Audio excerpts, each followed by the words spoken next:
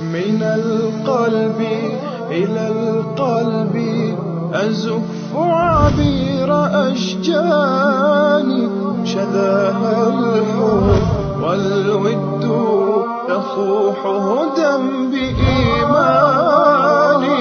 من القلب إلى القلب أزف عبير أشجاني، شذاها الحب والود تفوح هدى بإيماني.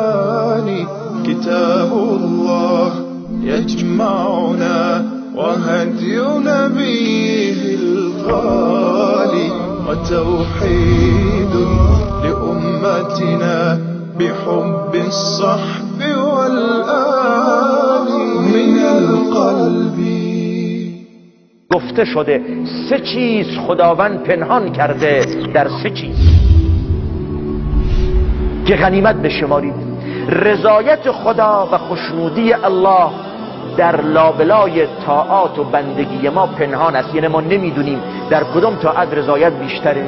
ممکنه همون عملی که چیزی به حساب نمیارید، کوچکش میشمارید، چنان درش رضایت خداست که فکرش نمی کنید. پیغمبر فرمودن علیه السلام لا تحقرن من المعروف شیئا ولو ان تلقى اخاک بوجه طلق.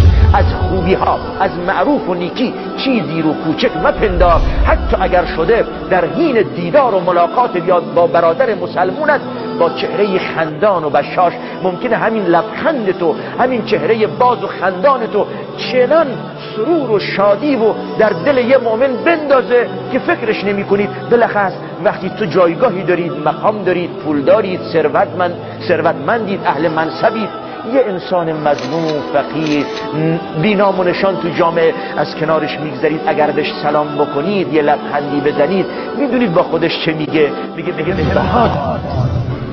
حدرم و دانست. فکر نمی کنید که این بنده خدا چقدر خوشحال می شود، چقدر لذت می برد از سلام تو، از روی خوش تو. خیلی وقتا ما بدون اینکه خودبین باشیم و از کنار مردم میگذاریم، سرمون رو پایین میندازیم، سلام میکنیم، یه سلام سرد، یه سلام نمی کنیم.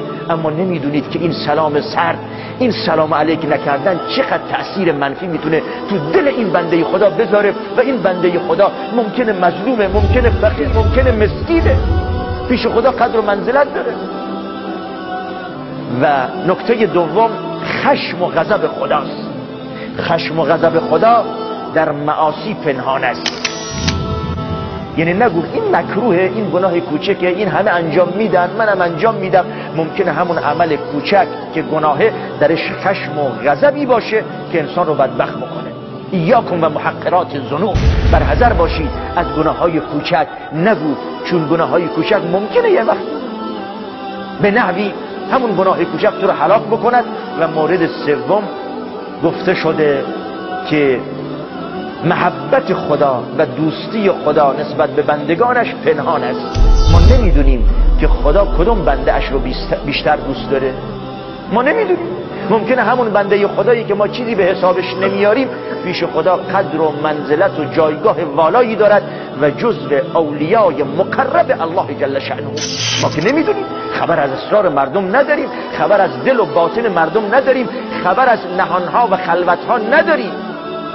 لذا به همه احترام میگذاریم، به همه سلام میکنیم، به همه روی خوش نشون میدیم که ممکنه از لابلای همین افراد یه سری افرادی باشن که جزو اولیایند، که وقتی دلشون رو شاد میکنید دل ولی خدا و دوست خدا رو دارید شاد میکنید. لذا پرهیز بکنید از ناراحت کردن مردم و بندگان خدا. بالاخص به ظاهر نگاه نکنید و به ظاهر قضاوت نکنید، حتی اگر به ظاهر فرد نه تنها از نظر چهره او و لباس او و موقعیت اجتماعی، بلکه از نظر رفتار و اخلاق و دینداریش چیزی به حساب نمیارید، تحقیرش نکن که ممکنه انسان مغرور بشود، بچرکن نماز و عبادت خودش و دیگران رو به حساب نیاره. همون بنده خدا که به ظاهر از نظر عبادی و دینی و ایمانی حسابش نمی کنید، ممکن است چنان تقوای خدا، محبت خدا، خشیت خدا دارد که من و تو نداریم. خبر نداریم از دل مردم.